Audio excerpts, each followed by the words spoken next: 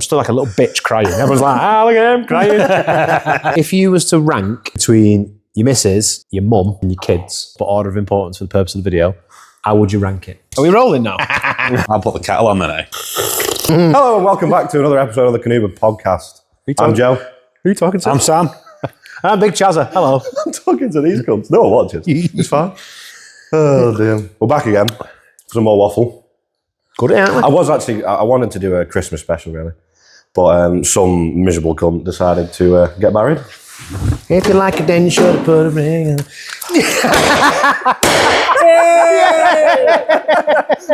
That was a surprise. That was wicked. He's a married man. You're a bunch of dickheads, a lot of you. Fucking, if it's not embarrassing enough, say it on to no one. I'm now covered in fucking confetti with an hula hoop garland. Brilliant. Brilliant. Happy newlywed, happy wedding, happy marriage, happy husband. You're a bunch of twats. I thought I might add to the set as well. Yeah, You know what I mean? fucking. Close your eyes, close your eyes, close your eyes. What for? Got some cannon. No, thanks for that. Oh. To be fair, it was a better reaction than what I got from my missus on the day. Sorry, babe. Sorry. But no, I am now. I'm taken, unfortunately for you two. I'm gutted. She put a ring on it. I know. She put a ring on it. So now, yeah, that's Tell us about the day. Tell us about the day. it wasn't just a day. It ended up being a week. Were you nervous? The day of. I was all right. Up until a point, I was all right. Yeah. I was on about it with my dad, actually. Like, when it got to that point of being nervous, I was like, why am I nervous? Like, I'm just going to marry that. My missus, we've been together 13 years. Yeah. So I'm not nervous. I know I want to marry her. Why am I nervous? But the build-up was sound, because we went the night before, there was the dads and like brothers and stuff. I went for a pint. We all stayed in a bougie little Airbnb, courtesy of my dad. Couple of beers. It was nice, just sort of chatting about what we anticipated was going to happen. Following day, woke up, had a mosey around, went for haircuts. Big shout out to Harry, my barber. He actually opened up for us. It wasn't open at that point. All right. But he'd mentioned to me a couple weeks before. Yeah, He said, it was over Christmas. so what are you doing for your haircut? I was just going to get it done like a couple of days before. He said, I'll open if you want. So it was a big thing that, he knows how I am about for you, that. like, Yeah. So big raps to Harry. And then had haircuts, went for some breakfast. That was probably about 12 o'clock. We didn't get married till 4, did we? So about 12 o'clock, we had something to eat. And then moseyed over to the venue, and it was kind of panic stations. Everyone's running around, setting stuff up. And the lady that was our wedding planner, she'd come and found me. I need you just to sort this. Can you do it? Yeah. So sorted out what we need to sort out, like bits of music and just putting stuff in places and that. And then we went upstairs, and because we didn't want to see each other, she was like in the room. So you had the big room, didn't you? And then the far corner where that toilet door was. The door on the left of it, or the door on the right, whichever side it was. It's like a little get ready room. Right. So she was over there. So at one point, she's in the room. So you actually didn't see each other the morning of at all? No. Right. I dropped off the venue the night before at like 2 o'clock. I was like, okay, see you tomorrow at the bottom of the aisle.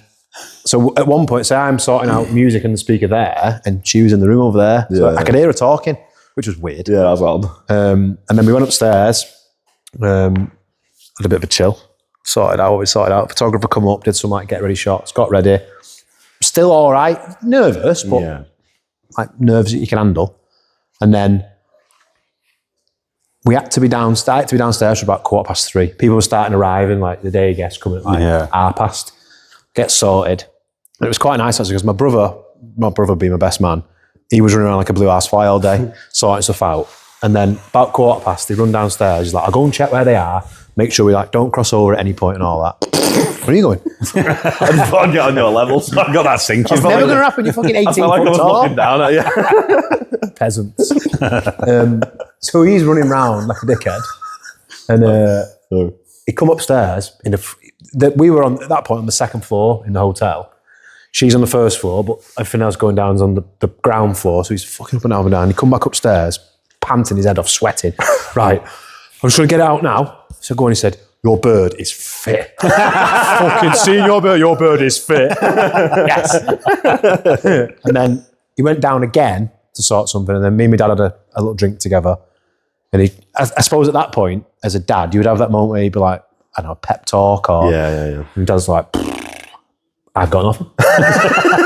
Like, you're pretty, you know what you're doing, don't you? I was like, yeah. He said, if you want, there's a pub literally where we are. There's a pub like 100 yards. I know. He said, I mean, I suppose we could get off and go to the pub in our suits, but we'd probably stick out a little bit now, wouldn't we? I said, we'll just go for this one. We'll stay here.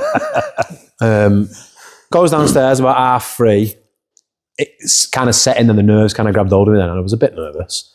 And it was then when people started coming in, are you all right? And they make a big fuss, then, are you all right, do you? And it was like, I'm all right. I'm not all right. Piling the pressure on, Stop asking me questions, leave me alone. So I'm stood there then, and then it got to like 1:45. Everyone's being seated. Our kid was like doorman in the show. You're down there, you're down there, you're down there. And then 10:10, the woman come out, she's like, right, get yourself down there. She'll be here in a minute. And then I seen before now that overcome of emotion. It was about here, but you can just hold on to it a little bit. Everything's all right. 5 minutes more go by, then everything kind of like settles down, and you can hear everybody else in the room behind you talking about, oh, look, his jacket, and then farmer's nice. I should just focus on something else. I think in the venue, there's two big. You look very suave, to be fair. One of my mates actually referred to me as Hugh Hefner because of the suede. You know Hugh Hefner, don't you? I'll take that. It's a good compliment. In the room, they've got like two big arches at the window, aren't they? Yeah. I think the peacocks or something. Yeah. So I was trying to like distract myself. Oh, there's a pretty peacock. Look at that. And then our kid was stood there looking, and he's like, right, it's time. He's like, right, let's get the show on the road. We're going, we're all right. So the song started. I knew what song she was coming into. Yeah. So I knew. Oh, you planned it. That song we knew, yeah. So at that point, I'm like, I'm all right, I'm sound. And then the music starts. Her sister and my niece come in first. They walk down. It's all right. I kind of seen them at the corner of my eye go to their seats. And then my sister and her best friend come down. And Mon put her hand on my back, like just as she got to the front. I said, like, she's here or she's coming. Yeah. And it almost pressed like a bitch button on me. I don't know why, but bitch button. Yeah, I was like, oh God. And it got from there to there.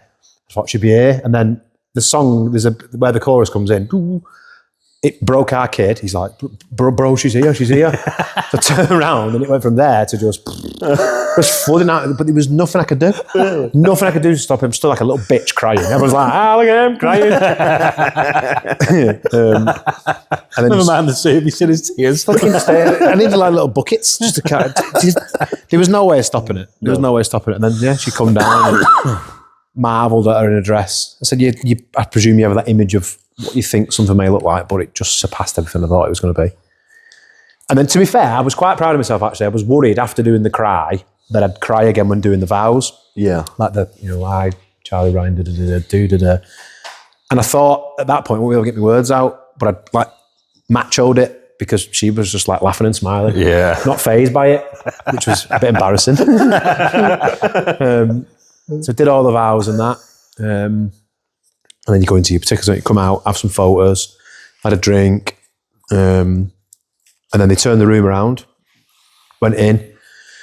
I got shouted at by I was up before it, no, I got shouted at by the registrars for, you just had to be serious, and we're not serious, are we?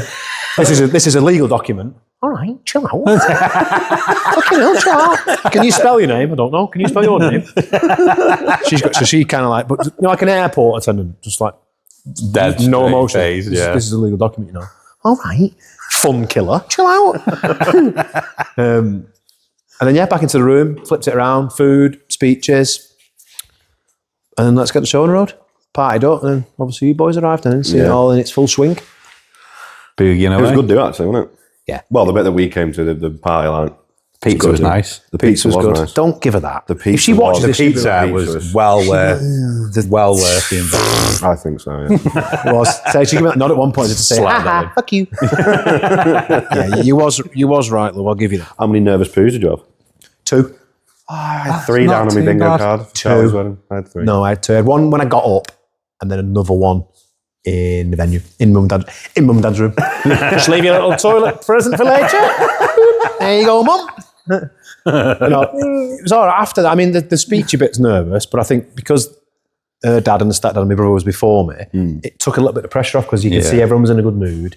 So if you dropped a joke, I think that part of my speech, I got to the bit where I spoke about Ames and was like, she's this and she's that, and I couldn't do what I do on the daily without her. Yeah. And there's like a small pause, and then the punchline was, that's more or less because if I didn't have her, I wouldn't have any clean underpants to do it. It got a little bit of a, I thought, that's all right, that settled me down a little bit then. Stand-up career's coming. Yeah. I'd be a comedian for you. But then once that kind of got out of the way, then it was nice. Like we picked our first dance song and nobody knew about it. Right. But we previously, the two of us danced around in our kitchen to it.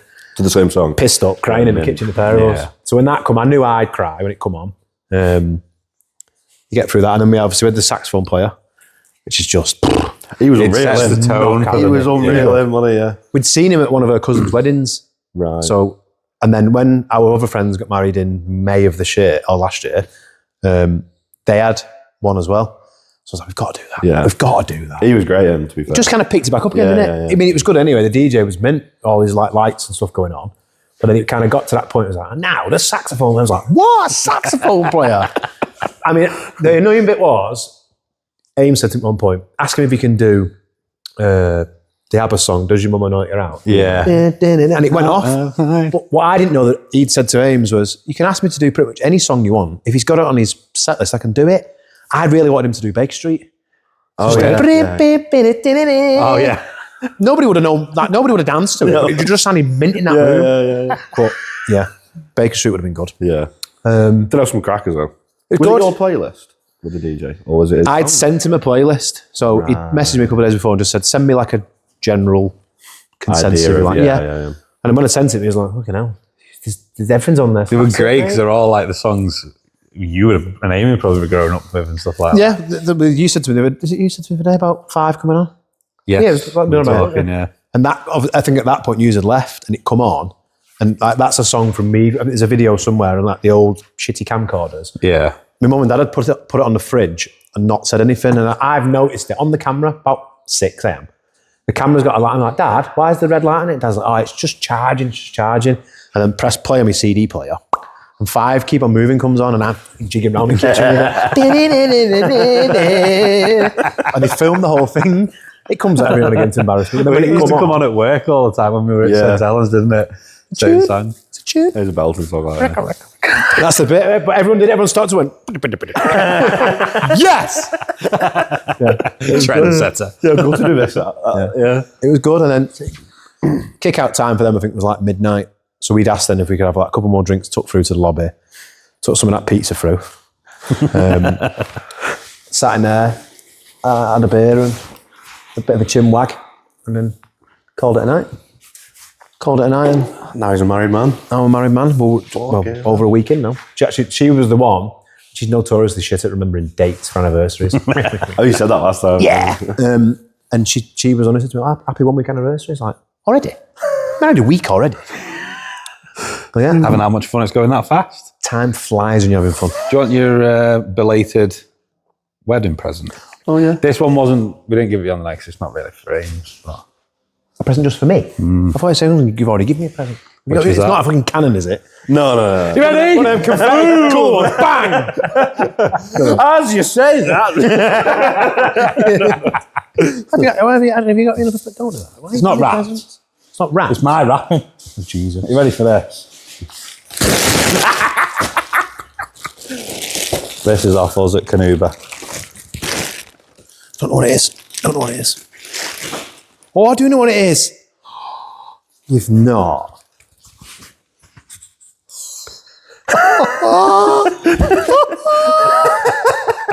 No way. That's what you Pants said. as well. That's the one you said you wanted, isn't it? Boys. You mentioned if it's the wrong one, I'll strangle him with it. I'm not going to cry again. I'm not. No way. Now I really look like I know what I'm doing. All the gear and fucking no way. They are. You happy with that? Come here, you big gloop. It was courtesy of him, but You're very welcome. Thank you. I mean, so what we'll do for the second part of said pod, and I'll put it on. Hi, welcome back. Boots the fucking lot on. Sat here with my helmet on. Hello, and welcome to the second part of the podcast. That's class. I'm just going to go to bed in it. I'm going to sleep in it. I'm going to go shopping it. Might even go work in it tomorrow. It's either this. They're class. Happy with them. Yeah. Well, up over the moon. That just gives me more ammo now to get this fucking van sold. I know what you're doing. No, that was a present. It's getting there slowly, isn't it? Not endorsed by, but oh, look at that! Oh, yeah. Thanks, boys. that's all right. That's really. I'm really grateful for that. There's no more presents, no more surprises. No more cannons and Wait, shit. this. We just saw he's squashed. Oh, bloody hell. Go on, get your tuna can out. Oh, you've thrown me a little bit there now. Don't cry again. What are we up to? Well, I think we're at the point now, actually. It's you're taking over this one. Yeah, this is Charlie's episode. Baby this time. We have no idea what he's got planned. Baby, surprises from take both. off your clothes. No, I said to you this morning, I got a couple of like things in my brain, and I thought, once we get chatting, we can talk. Everyone says that I'm ADHD. I can't sit still. No, you are pretty ADHD though, Sam. And you are ADHD. No one actually backed me We've up. got because we've got video proof of you being ADHD. Yeah, multiple. Medically signed off, mate. I'm a doctor. I've got an Honolulu witch doctor fucking necklace on. So technically, I'm a doctor, and I can diagnose you with severe ADHD. Ooh, tape measure. Get me a tape measure. Watch. Pass it him, and I guarantee you within at least 5 minutes. No. I know. I keep doing it myself. I'm on a van. I'm like, oh, this is nice. So I've got to keep my hands in my pockets. I've been dying to pick one up. Finding them in your ass crack for weeks. Where the fuck's that come from? You didn't think about that. I just cleaned the floor. Nice for the podcast. No. Suckers. Brush up again. No, I mean, the bits that I thought, I suppose last time I felt really good after we spoke about, I don't know if I touched on it in a slightly different way, but was like the mental health thing that we we spoke about. Yeah. And I think, how long ago was it we did the other one? It was the 7th of December because it was the same day 2 years prior. You're right, you are. Is it the 7th again? It's the 7th of January. We are good at this. That's odd, that, isn't it? That is very 7th odd. of January. Is it actually? Not even lying, 7th of Jan. That's strange. That. We're good at this game. Anyway, sorry about that. And it's never ever planned. No, that's weird. It's just How's a spur of that? the moment again, wasn't it? 3 times in a row. But I enjoyed when we spoke about it because I felt after it driving home, for me driving home was like, 40 minutes? Yeah. I sit and think about what we spoke about and I felt good after it because we'd spoke about how we feel, which we said last time notoriously we don't do. Well, But I suppose it's a slightly different avenue I wanted to go down. How well it'll go, I don't know. But it was more the sort of mental health side of men, but in a relationship. Right, okay. So like, marriage or boyfriend, girlfriend or fiance or kids or, where you're at in them certain sort of stages.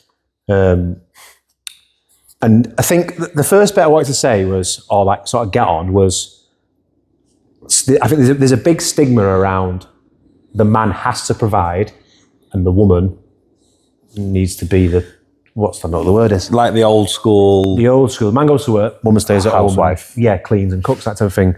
But I think times have changed. And I don't think society as such has changed enough with it. And I think I think it's causing a problem. So the way I look, I mean, it was part of, I watched another podcast the other week.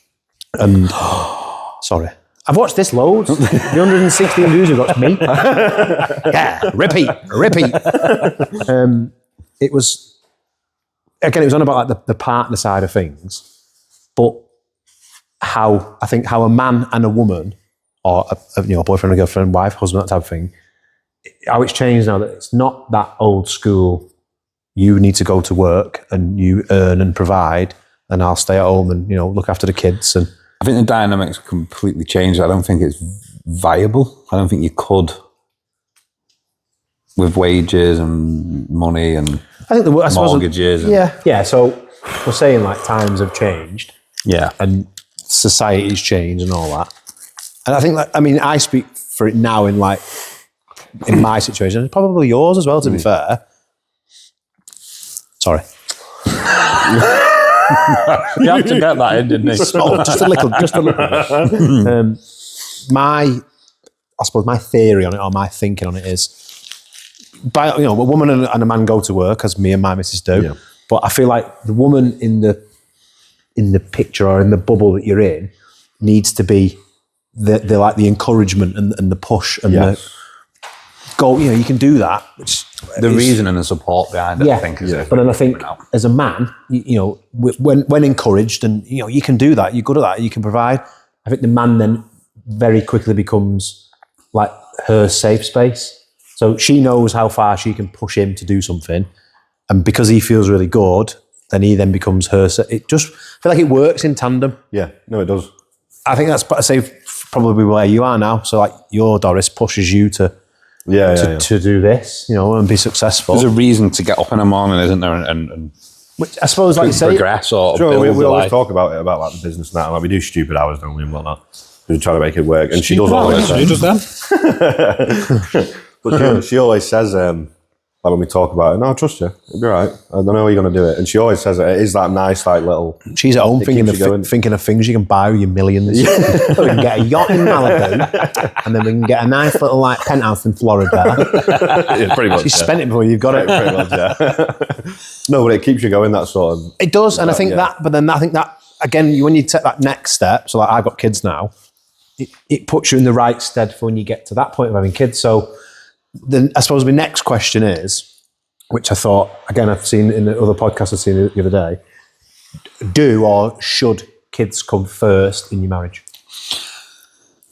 See, and there isn't a right or wrong answer. obviously I've never had kids, but when I was with the ex, like that was my next step. And I think having a good partner, having a good dynamic is great. And yeah, you do have your motivation to get somewhere and move forward.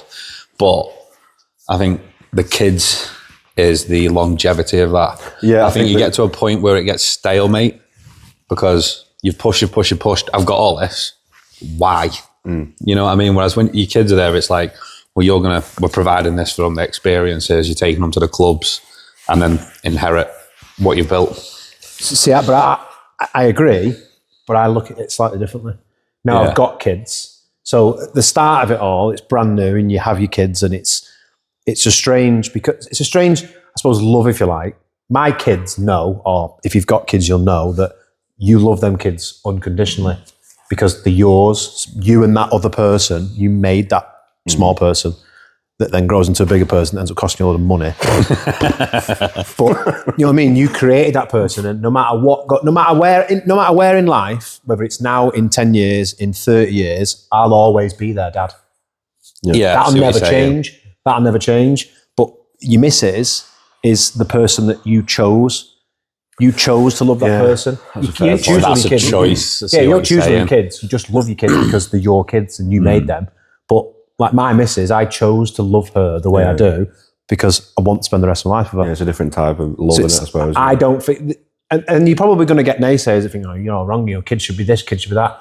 I'm not saying that I'm right and you're wrong or whatever, but the way I see it, again, kids will always be loved unconditionally, whether they're 10, 15 or 30. Like I know now, I'm 31, nearly 32, my mum still treats me like I'm a 4-year-old, asks me like, have you had your tea? Do you need anything? Do you like to give you a bath? No, mum, fuck off, I'm 31. But let's say, whereas you miss it. Did you turn your mic off, by the way, before? Sorry. So the mic off? I thought, didn't you click it before? Has it got blue lights now? It's got a blue light on it. Technical difficulties. Sorry. He's on one today, this morning. Look, he's on on there. edge, I'm on edge. You know what you need? Like, when the screen goes off, we are experiencing technical difficulties. I'm all right now, I'm back now. Yeah, your kids and your missus, they don't get me wrong, they don't sit like miles apart. But I think that your marriage or your missus or whatever slightly tops your importance of your kids. Because no matter what happens, you'll always love your kids. Does that change at a different I was going to say that. But this is the thing. Of your kids? But this is the thing. So I think because of the way that you love your missus and the way you love your kids, at some point, your kids are going to get to 18, 20, 21, move out. Yeah. And they're going to go and create their own thing, which you've got. But your missus, and you could kick her out if you wanted to. But you chose that person to grow old with, and I'm hoping by the time I get to that point, wipe my ass for me because I can't do it. You know what I mean? But you chose that person to do that. He says that. She's doing that now. I could do with a nappy change, actually. But yeah, you chose that person to spend the rest of your life with. Yeah. To do everything, whereas your kids, you get to a point. To be fair, mine, like, Archie will be 8 in 2 weeks, and then I will be 7. They already don't really give a flying fuck. Kind of like you're going after work. That was another thing I'd seen on the podcast. The work just reminded me of it. When I go in from work, when you go in mine, you go down the hall, don't you? And the kitchen's at the end. You go in and go round to the front room. I walk in and go, all right. And the kids will be sat watching the TV or eating the tea or doing their own work or playing on a Switch or whatever. And they go, all right. They don't want to talk to me. Whereas I go in the kitchen and like Mrs. She's watching the iPad making tea or doing dishes or whatever it may be. Hey, all right, you go in, you give them a kiss, you have a cuddle. And that's where I think it's different. I see what you're saying Well, what's your opinion on it? No, I kind of agree actually, yeah. But you're heading to that point. Well, I've not got kids, but I was with you first. But I think I always thought that they'd be a priority because it's like the future in it. That's your legacy. That's what you're leaving behind. That's the whole everything you've learned is to pass on to them, isn't it? So, but I see what you're saying actually. Yeah. But that's never going to change. No, it's not. And I suppose, like you say, when it gets to 18 and they just do one, then you're still going to back to the first priority. You're back to being your missus. So if you've like not prioritised wrong or what, but if you've I suppose then in that sense, different. it depends where you are in it's like a lot. I can't. There's a percentage, isn't there, of couples that once the kids leave, divorce, split up. And I think what you're talking about is the reason you're going to travel together through that period rather than separate. Like I said, there's no doubt in my mind that we both have that unconditional love for our kids. But I suppose at the minute we are in that bit of a bubble because obviously got married and all that. But I do think, like I say, that to create that longevity of a couple or a team, which I like to call us, you've got to get that bit right. Yeah, you've got to be on that. Oh, she's our captain. Yeah, El Capitano all day long. I like to think I am. I've said it before. Again, the only reason I've got clean underpants on is because of her. Walking around in rags, just like, anybody got any underpants? Anyone got a spare sock? Hello? Yeah, she's El Capitano. Yeah. But I think that comes from she encourages me to go and be the best version of me and do all I can, which then in turn, I then give her back what I can in a safe space, and all the things we do together. But this is good, because it leads me into my next point of my next question, right? So your kids. He's doing good at this. He might have to take over as he's a better host. He was a good host. Who do you want to be like? Not Chris Tarrant. Who wants to be a millionaire? Paddy McGuinness. No like it. I've got the fucking thing. So if you was to rank between your missus, your mum, and your kids, if you had to rank those three in not order of importance, but order of importance for the purpose of the video, how would you rank it? And don't look at what I wrote down there. Oh, what was it? So I think your missus, your wife, your missus, your kids, and your mum. In what scenario? Just in sort of in a general thing. With what you've just said, I think. Cheating? Yeah, well, in what you just said, I think you'd say your missus, and then your kids and your mum. I would personally say, which I think speaks to the fact that on the other end of it, when you're saying about your kids and your mum, your missus, the priority wise, like when you just said, then you put your parent at the bottom of the list. So, in the kids' point of view, you're not the biggest priority anyway, aren't you? So this is the thing. So I listened to it and thought it's just a never-ending circle. Yeah. So your missus, as I mentioned before, she's the one you chose to spend your time and give your love to. Yeah. Your kids, you're going to love unconditionally no matter what.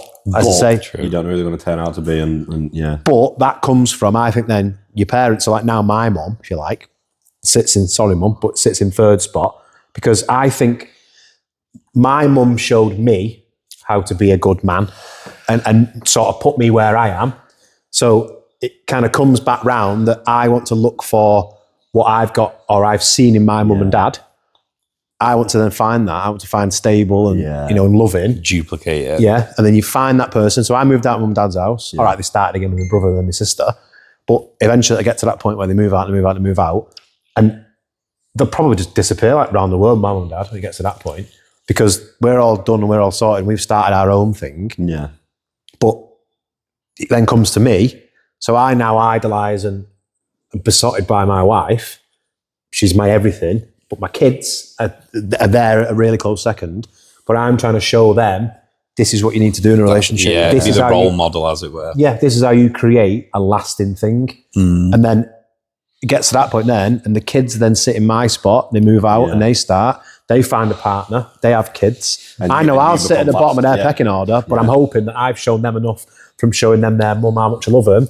And it's just, I was genuinely, No, I was that's- watching it, I was in awe, and I thought, That's fascinating. I've never actually. thought of it like No, that. I've never thought, no. Because most people, I think, they asked someone the other day, it might have been one of the lads who works for me, and he was like, oh, probably the kids like it. You know, like, yeah, probably the kids. And then I explained the same thing to him, and at the end he was like, how have you done that? How have you like changed my mind, the way I think about it?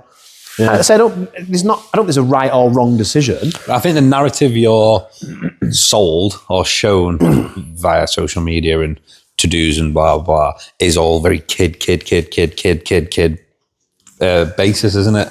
But I think that again, I think that's part of the problem with today's society. I was just going to say that. I wonder if that's why we're in such a broken time at the minute. With like, there's so many people split up and take the kids one side, don't we? It's like rife in it. It's more common than it ever was. I wonder if that's why. Yeah, because you're not. Your priorities are wrong. Different, aren't innit? they? See, it all depends on how people are brought up as well, because I say this quite a lot, don't I, with as a man, when you're brought up, it's always open the door for a woman, keep the car black. You do everything for that woman, you provide for the woman. She doesn't have to work. Yada, yada, yada, yada, yada. What is woman taught? Are they taught respect your man? No, are they balls? No, they're well, taught if he that- won't do it, Not- especially yeah, I was not gonna- nowadays. If yeah. he won't do it, somebody That's else will. nowadays, yeah. Yeah, why are you How- with someone how often? who's working all the time and you haven't even got any money, and then constantly perceive things? But then we go back 40 years, 50 years. How often do you hear of, like now, a couple that have been together, married 65 years? Yeah. You Because don't. back in the day, it was kind of like the thing, and then it moved on. Nowadays, it doesn't really exist. No. How many people get well, obviously, I suppose a few, but like how many people really get married? You know, Yeah, like no, that's a realistically, fair point, 60 years ago, you'd have been married 10 years ago. 10 years ago. Yeah. You know? Yeah, if after 3 years you aren't married, there's something wrong. Yeah, You're not going to be with her. That's if it, yeah. you get sort of 7, 8, 9 years into something, people are going to start questioning, thinking, are they actually going to stay together? They've been together that long, they haven't really done anything about it. And it's again, I just think it's the way the times have changed. But the whole like splitting up like kid thing is, I suppose it falls into like, the mental health bracket now. Like when you split up with your missus, if you've got kids, straight away those kids fall to the mum's custody. Now, again, I'm not saying it's a right or wrong or whatever it may be. It's situational, to be fair. 100%. But why is that still the same? Yeah. So like now, again, from experience, one of my lads, he is a dad of 2 girls, but the girls are with the mum. And you can see how much it pains. Like he has his girls over a weekend or when he's got free time, and he tries to be as sort of forefront in their lives as he can be. But him and his missus are split up. So they have to work it that way. But why? I don't get it. Why does the mum get sole custody of it? No, because I've seen a few videos and things on this topic, and the argument from a woman is always because they made them. But which, yeah, fair enough. But then there's It's a two.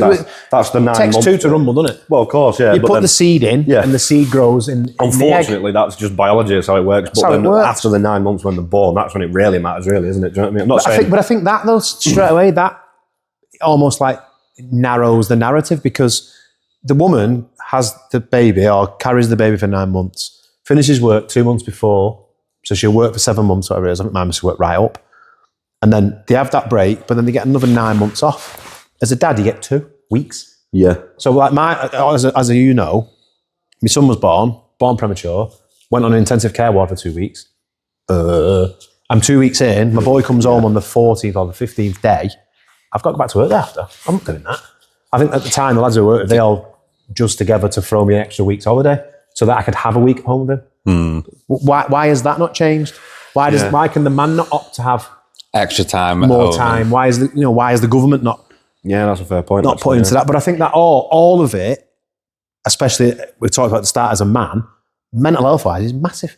Oh yeah. I struggled really hard at the beginning. It's like I've got to go to work now and leave her at home. Like, yeah, I'm just a You're spare. meant to be the protector, But I'm just a spare part now. I've got to go working. And I think, I don't think there's enough done about it. I don't think, again, is it just patterns of old or what? I don't understand. I don't know. But why hasn't that changed? Why is I suppose it is an old time thing, isn't it? Surely, like a tradition. Because, like you say, the man was always the provider, wasn't he? And the mum just looked after the kids. Would you say it's better now, though? No. But the thing is, though, look at women in power now. Women have got good jobs and go and that's not me being like, so you can't do that. It's not. No. We are.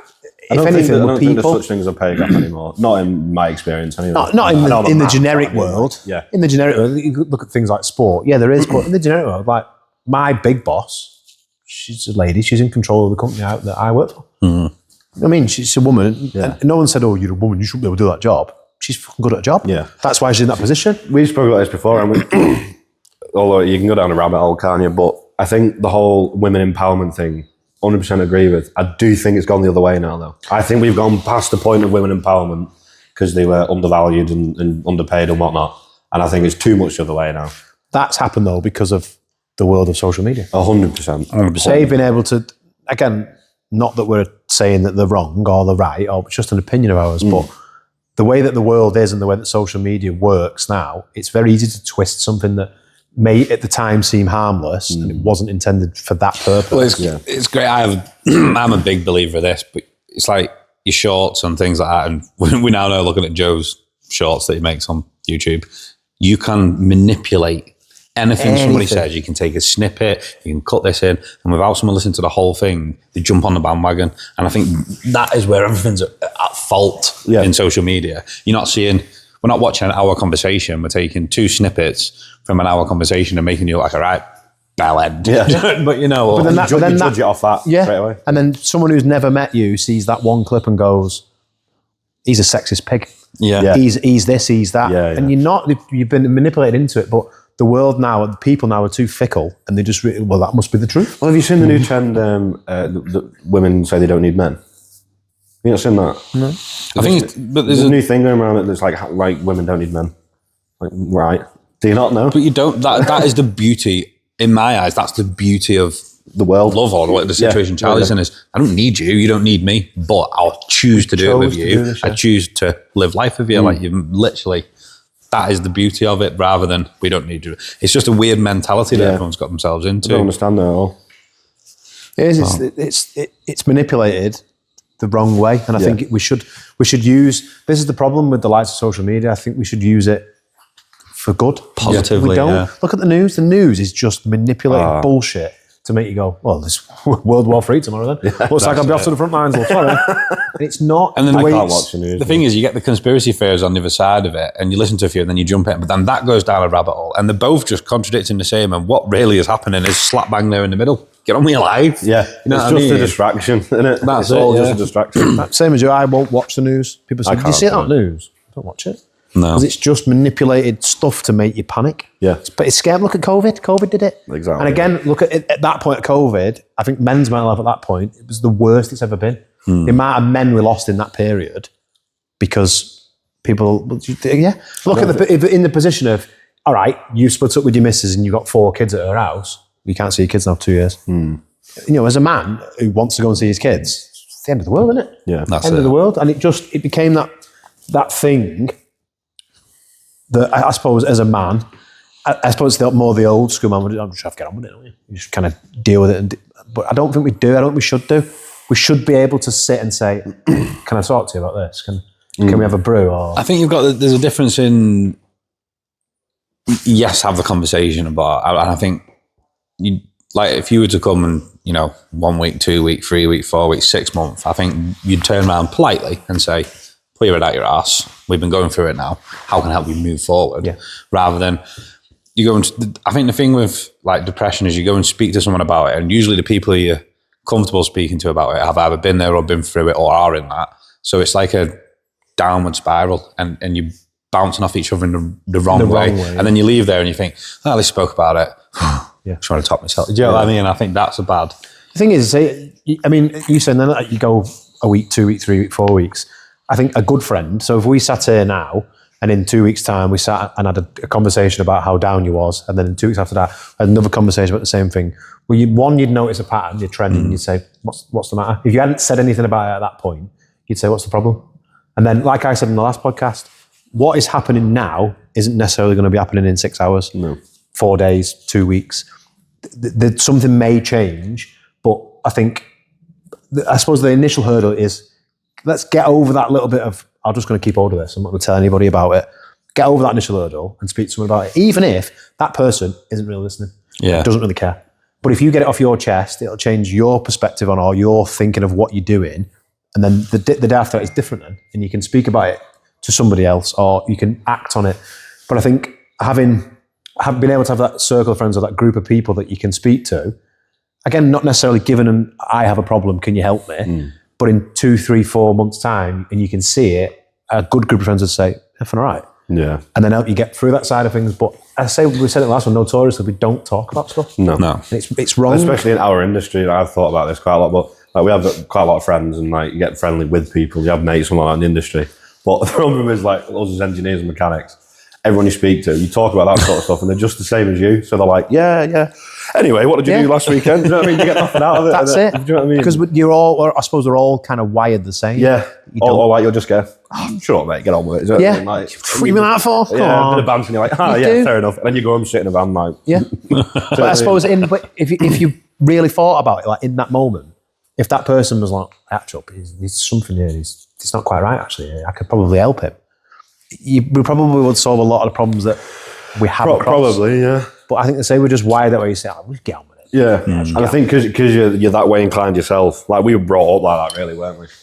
About Feelings. That's not got Yeah, exactly, yeah. Just crying your soft coats. Yeah. Do you know what I mean? Well, because I think because we were brought up that way, and you never learned how to deal with it. When someone else gives you problems, you don't know how to deal with that either. It's like, yeah, know what you're saying. Yeah, have you tried this? Have you tried that? Like, but you find it hard to give any empathy, or I do. And I depends empathise on what with people, but I find it hard to show it. Do you know what I mean? And I have no idea how to talk about it. My missus bollocks me all the time for it, constantly. Like, just talk about it. Well, just tell me what's going on. I don't want to. I don't want to, because I don't want to break that barrier. Do you know That's what I the thing, mean? though. So you've, in your own mind, you think that it's not a safe thing to do for me to tell her how I feel. Don't tell anyone. But the minute you get it off your chest, I guarantee it makes you feel better. I did it. So there's a group in Warrington at the time, I think we called Man Talk, and it was a group on Facebook. There was they did do like face-to-face meetings, but it was as simple as you could post something on there anonymously with your name on. I've got this, or I do this, I've got this feeling. Has anybody else experienced it? And you're saying, like, at that point, you didn't speak about something because I don't want to tell you about that. But somebody else is probably going through that same thing at the same time, true. and they've maybe used this method. So like, I know I am not the most patient man in the world. I'm not. I have a really short fuse most of the time. I've got my mum to thank for that. So I'm at the bottom of the list. I have got a short fuse, and I needed at the time, I don't know when it was, a couple of years ago, some form of, like, I suppose a coping strategy. How can I deal with not going from 0 to 1,000,000 wanting to explode? What can I do? And it was like within about 15 minutes, you had like 4 or 5 comments, bing, bing, bing, bing, bing. And then more would come on, and you'd just start chatting back into. It was a really good thing, because you don't think anybody else is going through that thing. That's the same before, like, whatever's happening right now, it's happening right now and you're going through it, but tomorrow you might not be, because in this respect, you've spoken to someone, I dealt with that at the time. Yeah. And I tried this, or I went and did this. So there's always something. We just got to get ourselves out of that stigma. We have to. Yeah. Keep doing this type of stuff. Go to the pub, have a pint with your mate. It doesn't mean go out and get sloshed. You know what I mean? No. Go have a pint, just have a chat.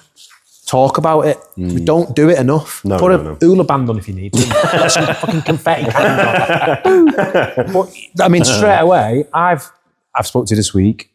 Not particularly had a great week, because I've been back at work. I'm out of my little marriage bubble with the woman of my dreams, but I'm a bit I've come in, you've let off some confetti cannons, I put a fucking hula necklace on, and I feel $1 million. I'll be honest, I'm surprised I'm not. The only reason I'm not sat here with no clothes on is because it's a bit cold. I would be sat here with no clothes on because you have made me feel mint. Yeah. I feel mint now. I forgot about all the rest of that shit that went on.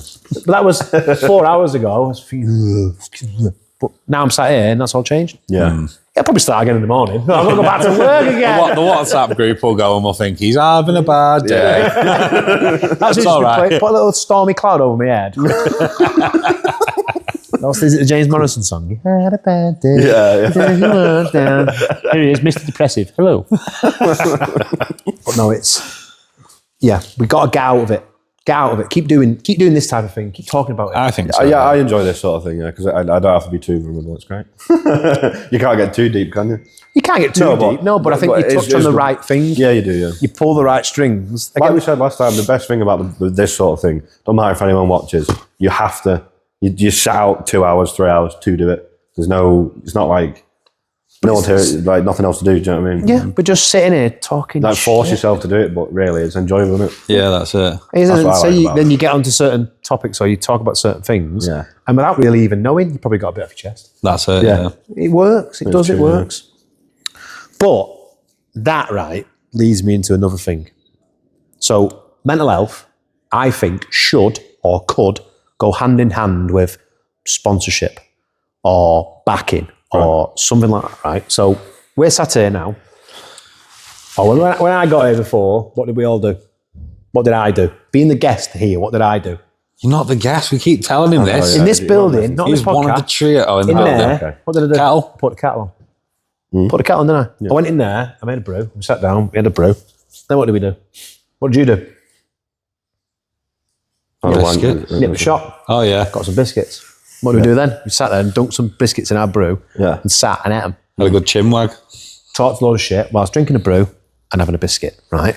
Now, my theory on this is people who are doing or in this industry of podcasting or business or whatever it may be are trying to set out to go big straight away. Yeah. You boys haven't done it. You boys have done. You took the small steps to get where you are. But I feel like most businesses now, most people who want to be successful, expect it to just go bang and happen overnight. But I think other businesses that are in that position, i.e., there's a well-known biscuit brand that you know I really like. Yeah. I think a company of that stature, that size, could potentially back things like this. I see what you're saying. Right, yeah. Rather than, so a sponsorship, so it goes hand in hand because a sponsorship for mental health, you're thinking of like a big biscuit brand or something. Sit down and have a brew To with your literally be the brand of, put the kettle on, sit with your mates. Yeah. And that does, yeah, I like that. That's really good But- business idea. Can we up painting that? So Anybody says that, they drive around your house, take a poo on your door. But shorten that narrative, right? So close that right in. There's a small podcast of us three weirdos sat here doing this, right? You sleeping for yourself. Down the road there, Yes. is there a cafe? Yes, there is. Yes, there is. Does she make you a ground bean coffee? Yeah. Probably. Where she buy coffee from? We don't know. But I know of a cafe like near mine that buys a bag of coffee beans from another company down the road and they support each other. Yeah. So short on the narrative, like now we sit here, we go to them and say, tell you what, we're going to do like a let's have a brew podcast because we just want to make sure that we're talking to each other.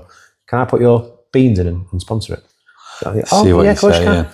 Then what we've done is a podcaster that's just talking absolute utter nonsense has potentially promoted a little bit of a smaller business to grow a little bit. But that business was out by that business. Where are you getting beans from? There. All right. What do you do? I own that cafe. So two people have benefited from it. And you touched on it in the last one with Kyle about his business. Yes. Talking about how the drainage boys that he's been working with and doing that. So he the bit I liked in his was he spoke about, yes, there's lots and lots of drainage companies out there that will go and unblock your drain. People do that. But collectively, as a group, if there's 5 or 6 of them that can help each other out, surely for your business, it creates a bigger thing for you. So come back down this way, podcast, small, tiny drop in the ocean we put on whatever platform we put it on, and 6 people watch it. Those 6 people at that point are probably having a brew. Watching True. it. Where's the coffee beans come from? I don't know. But if they see in there that we are endorsed by said coffee company. And then I think from there, then it would spiral and spiral and spiral so that the small business is helped by a small business, but then the big business can get hold of it, who is actually in a position to make a change to affect mental health as a whole. Someone who can funnel So just put a bit of back end behind it. Oh, yeah. and do these types of events that can create a safe space for people. I like that idea. That's a really good idea, actually. It's been an idea in my head, right? I'm not joking you now, and I said, just the truth. I thought, I'll go Dragon's Den with it. I'll go Dragon's Den with it and try and put it. I don't know how you would sell it as a business. You should do it, really. The only way you could sell it as a business is if you'd back it with an app or something like that. I suppose it could work, couldn't it? If you could make it work somehow with those little businesses in there that help each other out, that then you get that. But imagine Peter Jones comes in and says, right, well, I'm part owner of this chocolate company and they make biscuits that I know people like Duncan and Nebrew. Brilliant. He backs you. Right, what we'll do is once a month we'll throw a big event on. You can come, you get a free brew, there's a packet of biscuits. For example, the first one, all men are invited. And I know, as a man, you'd end up in there and within 20 minutes you'd be talking to someone. And you probably find that person. Sexist pig. The first I only said one. that because that was going to be a good clip. Told you they can manipulate into whatever they want. Bop, sexist pig. But you know what I mean? Like backed properly, you could do good things. And That's I think a really good idea. that's the problem with the world. It's manipulated to sound everything's so depressing and bad and all the time. Why? It's less, well, it is sponsorship, but it's more product placement, I would say, isn't it? Yeah. People notice it and go, what's that? Like, The thing is, it goes on from there because, like, That's good. you know, then if your mate is ringing you or, you know, like we were saying before, is going down that spiral or Having a bad time. depressed for a couple of days or whatever, without saying, are you okay? Do you want to talk? Whatever brand sponsored it or endorses it, if you turn up with that, put the kettle on, you've already asked a question without asking a question. And I think when you were saying about men don't want to talk about it, that breaks the barrier without saying, come here and have a talk. Yeah, because if I said to you, you're all right. Yeah, I'm sound. Yeah, I'm sound, yeah. You're all right. Yeah, I'm sound. Yeah. Because that's what we're good at. Yeah, that's it, yeah. Yeah, right. But you saying breaking that small barrier by going, put the kettle on. Yeah, I'll put the kettle on. Yeah. And before you know it, You're talking, yeah. nonsense, utter waffle. But it gets whatever you had on your chest for that day. I've just said it then. I'm out of what I was talking about this morning, being all angry and shouty. And I'm now here. I hate to be working for Imagine me being your boss. I'd be whizzing around here. But yeah, I just thought it was a good idea. That's a really good idea. Good idea. And I think any businesses that would like to be part of it, like, again, I don't do this to strive to be a millionaire, or I do it because I enjoy it. I like sitting here talking nonsense to you lot. But I think as a little business, if you looked at it and thought, there's probably a little bit of a way in there. An avenue, yeah. Have a go, come and do it. You know what I mean? Come and have a do. Who knows what happens? In 6 months' time, we'll be sat making our own biscuits. 7 million biscuits. Canoe biscuits. No, I really like that. I think it needs finessing structure-wise. Oh, there's no doubt Like, about that. take it out your head and put it on a whiteboard and work through it. But I think that is That's a really good idea. a good droplet to expand. But I think it goes... And it's doing good. But it all goes hand in hand, doesn't it? Yeah. It all goes hand in hand. These big endorsement companies who can help Yeah. can then bring that little side of things. I think, don't get me wrong, it started, like, look at, again, my main sport for a long time has been rugby league. There's a lot of mental health matters, menkind, Men's all mental that health. type of thing is going on. But if you look at, in this country, however many people there is, what is it, 70 million people? How many people watch rugby league? There's only 12. But it's like you main say, teams. though, it's the difference between what you're trying to say there isn't endorsing you to go and like you're saying, the thing with a man is it isn't the thing of being depressed, it's the thing of accepting it or telling someone you are because you feel weak. Yeah. So you might be, bad in your head or whatever, but you're not going to go watch the rugby league game, see Mankind or whatever. You're not then going to go and sign up to that because that's the first thing. That's the first hurdle that you need to do, but you're not going to because you're accepting you've got a problem, and then you're looking weak. So I think that kind of thing's good, but it's not ideal. Whereas what you're saying is you're leaving it up to your mates. Realistically, you know what I mean? You're just promoting it slightly differently. Like I say, I was going to say that. What really does my head in about it is like all the big brands and that say they're helping. All you've done is put a hashtag out online. Mint. No one gives a shit. No, unfortunately, no one cares. What does that change? Yeah, exactly. They all do it. Only men's mental health matters. Hashtag men's mental health matters. Great. No one gives a shit. That changed no one's life, unfortunately. Like what you're saying. There's a direct change in it. Oh no. Oh dear. The boss man's ringing. Oh, the boss man. I'm live and you're ringing me. Yeah, you can be in the podcast. Okay, goodbye. There you go, love. You're part of the podcast now. There you go. Just yearning to be. I knew what you were doing. You just wanted to be in it. Not letting me have my little moment of fame. I've got to be in it. Wow. You're in, though. You're in. Yeah. You know, like I was saying, I don't think any of that helps at all. If not, I think it makes it worse. Well, maybe not worse, but... Yeah, but the thing is that... Men don't want to be questioned on it. Do you know what I mean? No. So if like someone's like, oh, it's men's mental health matters, like, yeah. Well, how many times have you gone in, spoke to another bloke and said, have you seen them putting that everywhere? I don't think I've ever had that conversation. No, never. No, you know what I mean? And if someone brought it up, they'd go, I know, yeah, soft cunts. That's you know it, what I mean? yeah. Like, you're like, yeah, fair enough. And I think from like the industry... that small moment of innocence you're trying to... Yeah. And so, you go, yeah. And then you pass it off. Yeah, exactly, yeah. Still got shit going on there and you tried, but again, you just... It's different, isn't it? And I think a lot of it, in the industry we're in, it's like surrounded by, we know a lot of farmers and you're solo in a van. Don't have opportunity to talk to people very often. No. I talk to loads of people. I go, yeah, this is wrong with it. And, you know, can you sign that piece of paper? But you never actually go, how are we doing? You all right? Yeah, what's going on in the world? You don't have that because you don't have the time. No, you have a to laugh and joke. All you do is laugh and joke all the time. That's it. You go on site, you laugh and joke with the driver, you laugh and joke with the yard lads, and that's it. But you're there to do a job, get in, get out, done, next job. Get in, get out, done. There isn't enough of this type of thing, which I think should be endorsed more, should be pushed more. Like you say then, people putting... To this big company that puts a hashtag mental health matters out there, they think they're doing something really good. Yeah. Well, it looks good for their brand, doesn't it? But that's what I'm saying, because social media portrays that, wow, they're really behind mental Back health. in it, yeah. But they're not. They're not. I think there needs to be more. Again, they're in a position where they really could make a change. Oh, yeah.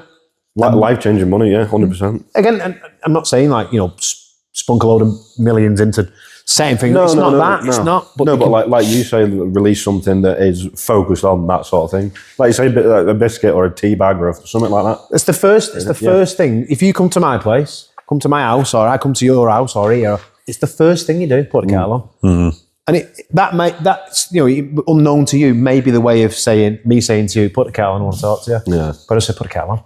Or, have you got any biscuits in? Yeah, put the kettle on. To be fair, we say it all the time, although it never gets very deep or anything, but everyone comes here, don't they? We feel like you feel like you're the therapist. Don't you? Yeah, everyone comes in through the door like, oh, what are we doing? It's gonna, bro. Oh, yeah, they sit down. They're like, oh, I've got a shit now. Everyone does that. But does that not tell you something? No, it's a fair point. Does that tell you that this is a safe space? True, yeah, true. Yeah, that's a good point. So when the big biscuit brand want to have a go at it, we've already got the place. I'm telling you, yeah.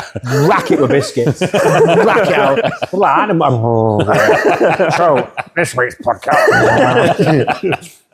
No, it's a really good idea, actually. I like that, yeah. I'm glad you like that one. No, I really did. I worked really hard on that one. Have you? If anyone takes it, I swear to God, if anyone takes that idea now, I swear to God. No one watches it, it's fine. It's fine. That one person, your video has 2 views and one of them ends up a billionaire. Yeah. Bastard. Gives a biscuit. Fuck off that. Are you happy? Fucking made up, mate. Fucking bastards. No, that was a really good idea, actually. Yeah, see? Like you leave my brain to tick along a little bit. Comes up with good ideas eventually. Anything else to add on the subject? Nothing with... Well, I don't know. You could go for ages, couldn't you? But I think we could come to the end of it. Forever. I could do with a little wee. Yeah, I'll have a break if you want. Do you want that? Are we at that point? A little wee. Have a quick pause then. A little wee, yeah. Do you want to clean up or we're not bothered with leaving the cell? No, it looks good, doesn't it? Fatty, mate. No. She got king prawns to start. Fuck me, there were some prawns. Yeah. I'd like to know who caught them. They probably had a scrap with them. Fucking massive. Heads on them. A lot. It's like, well, what do you do with that, babe? Like, just put a fork in it, popped it on the thing, comes out the end. Should you get rid of that and you eat that? And to be fair, they did look all right once they were separated, but I don't want to be decapitating fucking prawns on my plate. Die! Whoa! Which leads us on to our next topic quite well, to be fair. It really does, actually, without even doing it again. Yeah, that's a fair point. Yeah. Today's a day of coincidences. I would like to talk about serial killers. Go for it. What we talking? It's a broad subject, isn't it? Very. Are you thinking of doing one? No, not yet. Not yet. Maybe in time, but not yet. There's this thing that's in my brain. I mean, when you put a serial killer documentary on or dramatisation of a serial killer, it's this fascination with what a serial killer is and how a serial killer does what they do. And I don't know why we consider ourselves to be normal people-ish. Ish. Very, very ish. Yeah. ADHD. Why are we as normal people so fascinated with these psychopaths? You want an answer? I want an answer. You said before, actually, you might have an answer for this. I think I've got an answer. Go on then. Give us I think because don't leave us in suspense. it's because of the unknown. You're never going to do it. Well, you may, but you're never going to do it. You're not planning on doing it. And I think it's the unknown that makes you go, well, why did he do that? What made him do this? What pushed him to the brink? Why was it multiple times, not just a single time? Like, I think that is what gets your head Pinging. yeah. And then, because you're never going to do it. So it's interesting to see. But then even so, you must watch these documentaries and then you sit there afterwards and say, if I was going to do... Could I? You look at it and you think, oh, that's stupid, I wouldn't have done it that way. Yeah. Hold on a minute, I'm not a serial killer. Don't think about that. But I suppose that's a good point, the unknown. You watch these programmes. The most recent one we watched was the Ed Gein one. Hello, mother. it was, from the minute I heard Charlie Hunnam do that, the voice of Ed Gein, I was in. Is that one, the same fella who does Eggsy in Kingsman? Yes, in he's that. And he the goes bloke to- in Sons goes of to Anarchy. prison with him. Yeah. I've not seen it, but I've seen clips in it. Yeah, He plays the It looks part. a phenomenal. Oh, he's a acting. brilliant actor. But he plays the part of Ed Gein. Doesn't he eventually get through to him and he finds out where he buried the bodies and he writes it in blood on the wall? Is that right?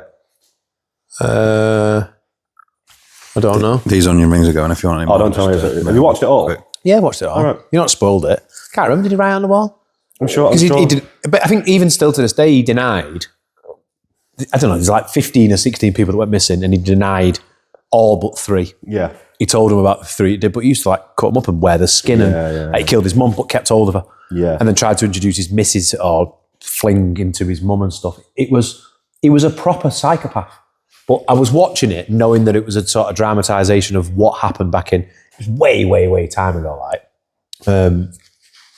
But all the while, as strange as it sounds, you want to see these things, you want to show me what. So at one point, he comes downstairs, or he's dancing around in his mum's like brassiere, bra thing with suspenders on, dancing around with her face on, like, dancing around. But this is all like true fact. He made a chair of all the. So right, Is this the one with the nipples? yeah, the nipple lamps and, and stuff, the and nipple curtains. chairs. Yeah, Yeah. So I know what you're on he didn't about, yeah. kill people. He'd go and dig them up. Yeah. So they would already be dead. He'd go, he'd dig them up, and then he'd make a chair out of the face, or a lampshade out of the chest skin, or a seat cover out of the legs. What the fuck? He was a Fruit Loop, a full-on Fruit Loop. But you've got like the likes of him. You go to, well, I mean, that big serial killers. What's his called? Jeffrey Dahmer. Damn, another one. The bloke's clearly a deranged lunatic. Yeah. He's eating people. Yeah. He's a fucking nut job. But at the same time, isn't it fascinating? You think, at what point? So, at what point did his brain go, I don't remember. I'm going to cut his head off. I'm going to put him in my fridge. I might put his torso in there. I'm going to cut his arse cheeks off, put them in the freezer. I'll cook them later, saute some mushrooms with them. I'll have arse and mushrooms. Do you think everyone's capable of that? Do you know what I mean? Do you think everyone has that in them? It's just what activates it. Do you know what I mean? I think there's a switch. Was he born fucked? Or is he just as capable as all of us and just as likely as all of us to do the same thing? I think yeah and no, because you weigh up some people. Like, I think after watching the Ed Gein one, I'm going drinking. Oh no, you're not. Oh yes, I am. I think he was slightly, I don't know, maybe autistic or there was something in that realm. But then he led, or what it seems from the stories, he led quite a sheltered childhood. His dad left when he was early, and his mum kind of moulded him into this bit of a weirdo. But then you get the likes of Dharma. It didn't really seem like he was problematic or anything going on like mental-wise. Turns out it's a Fruit Loop, you know what I mean? But is it the fact that he got away with the first one? So that's the thing. And then it carries. Is it the thrill? It's the- So when these killers go and kill someone, is it power? Is it sexual fantasies? Is it a brain malfunction? Is it past trauma? What is it? What gets you? I think if you can answer that question, you could probably stop serial killers not as a whole, but like say if the thrill of doing it, getting away with it. It must all be in us to a certain point, because they call it, like we're hunting, they call it something, the hunter's high, don't they? When you kill your first thing, they say that everyone like people shake, the whole body shakes, and the amount of adrenaline that it gives you. Do you know what I mean? And we used to be hunter-gatherers, didn't we? We used to hunt. It's almost like it's in there, ingrained in that predatorial. Yeah. I mean, the thing is though, you wait up. I mean, I watched one. Lads, I know, he sent me the video on YouTube, and the thumbnail of the video it's as plain as day. It's this kid. He must be 17, 18, and the caption to it is he cut off a man's head and left it in his cupboard for his mum to find. And I was like, what? So I clicked on it, and it's all like body cam footage from a copper. Goes to this house. Hello, is Mr. What's his face in? Oh no, he's out at his mates. Can I help you? Who are you? I'm his mum. All right. So they get chatting. No, I tell a lie. The kid is out at his friends, and the mum phones the kid after she's gone in to clean his bedroom. Oh, what's that fucking smell? Smells a bit strange. Gone in, opened his closet, dresser, whatever. On the floor in the dresser is a plastic bag. In said plastic bag is a head and a set of hands. Wow. They then phone the kid. The body cam footage has got it all. They phone the kid and say, where are you? Oh, I'm at Steve's. Oh, can you come home? I need to sort something. Why? Come home, I need to sort something. So when he gets home, obviously the coppers are there. What's going on? Takes him inside. What's that? I don't know. Goes in, and the mum had moved the bag from the bedroom and put it in the sink and then covered it up. He comes in, takes it back, and he's like, oh yeah. And he's not fazed by it one bit. So the story then like unfolds a bit more. I think he was out driving. Oh yeah, I think I might have seen it. Does the copper open it and he throws up outside? Maybe. Yeah, I think the story starts, he goes out, well, get one of them on camera at one point. Not yours is the point. Sat in a higher chair. He's out, I think, and he goes and kills someone. And I think the bloke is homeless. And the company that the bloke is working for, he's never missed a day or something in like 20 years. And on the day that he doesn't turn up, the company are like, hello, can't get hold of him. So they put out a missing persons and say, where's he gone? Police say, no worries, I'll have a look for him. The same night, or the night before that day, that lad phones his dad. My car's broke down. I was parked on the jetty where the pond is, lake is, and it won't go back up the hill. I backed into it. Yeah, no worries. They come, they tow him out of where it is, take the car home. The following day, the dad is cleaning the car and finds a wallet in the door card of the car. And it's, at this point, the bloke's not announced as like missing or they're looking for a person of interest. It's this, he puts it on the side. Then when it all like comes through, they put the like two and two together. He's gone and killed the bloke, put him in the boot of the car, because after doing an inspection of the car, they find traces of this bloke's blood in the boot. Yeah. He was clearly trying to get rid of him at the jetty, backed the car too far down into the water, got stuck, panicked, and then got rid of the body. So it then comes to a point where it gets caught up with him, the police get him in the back of the car, they're then driving from the house to the police station. Let's say it's a 20-minute drive, driving down the freeway, and they're going under this bridge, so there's two coppers, and then him sat in the back, and it's all quiet, and drive along, and the lad goes, yeah, you might want to look there. The copper goes, what? You might want to look there. Why is that? I'll explain to you later. So then they carry on to the police station, get him in the interview room. All the while, this kid is as cool as a cucumber. Not a bead of sweat on him. Gets him in, and there's a bloke who's like the psychiatric ward and whatever he is. Yeah. Gets him in, and he explains, like he said, I've been a psychiatric whatever for 35 years, and I've learned in my time that in order to get the best out of that person, you almost have to appreciate what they are and what they've done. Yeah. It was clear by his reaction, it didn't faze him. He quite enjoyed killing someone. So I had to almost like be positive. Oh yeah. He said, so I knew when I got him in there, young lad, I could do this, this and this with him and I'll get the best out of him. So they sat chatting in a little interview room. There's a analyst woman and the bloke and the kid sat there and he's asking all these questions. And he said, so when you killed the man, he said, yeah. He said, how did it come to? He said, do you mind if I show you? And the bloke says, no, let's have a look, yeah. And the kid gets out of his chair and he's like, so I'm like on the floor over the top of him and I've got the knife, the knife went in, did that and then cut that off. He said, so how is it that you've ended up with like bits of body parts there and there? So when I was driving back where I was going to get rid of the main bit of the body, I just threw him out the window. What? He said, yeah, just got rid of him. Arm. He said, if you go under that bridge I was on about before, you might find an arm and a leg. There might be a bit of a torso that side. He said, what about the head and the hands? He said, trophy, innit? And is at this point, he's almost getting the approval of the coppers. So he's giving them more and more and more. Wow. But you can see he's getting off from the fact that he's telling the cop, yeah, so I had him and I was cutting. Tell you what's tough though, I got to the bit of the spine and the neck to really get through there and was like properly getting off on what he'd done. And the coppers then, there's body footage again of the coppers going back to the bridge and she's like, yeah. You go over and it's blurred like, but on the footage you can see an arm. And then the bloke's like, yeah, I've got one. 20 yards that way, there's a fucking leg where he just literally hacked this bloke up. But this is a normal kid from what looks like a normal home. A mum, a dad, thinking a younger brother. Where is he? Always out with his mates. But just a normal kid. And had that lust or that want to go and kill. Why? That's fucking wild. But that's just like, say that's a normal, that's not serial killer. That's just a killer that got caught. Yeah. But you think like, say those serial, because he clearly got off on the fact that he'd done it and then was being able to like tell someone, get the approval of that person. You think these serial killers, they don't tell anyone, but they do it, don't get caught. The thrill of it is, whoa, do it again, don't get caught. Do it again, don't get caught. There's loads of little ones we've watched. Do you think it pushes on that the newspapers are looking for a killer they can't find? Do you think that's like internal fame and that gives you a It's the thrill, isn't it? Like I say, that's I suppose the thrill of the kill. Yeah. But you look at it from what's the Zodiac killer? Yeah. He was doing, after watching that, I think he did that because he felt like he was in a position of power. He loved the thrill of being able to kill someone, get away with it, and then even send the police who were supposedly looking for him, send them letters, decipher that and you'll find me.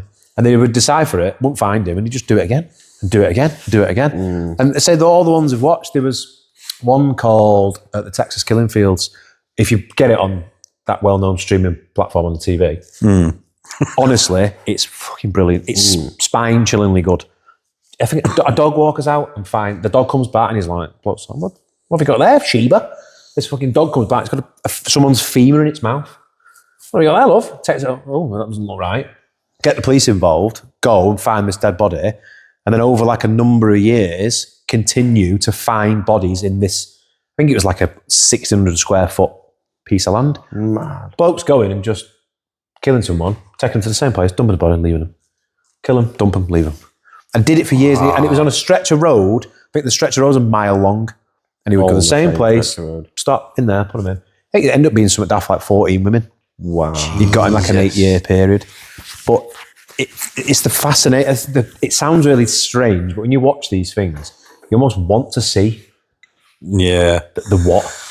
Yeah. It's a bit, I mean...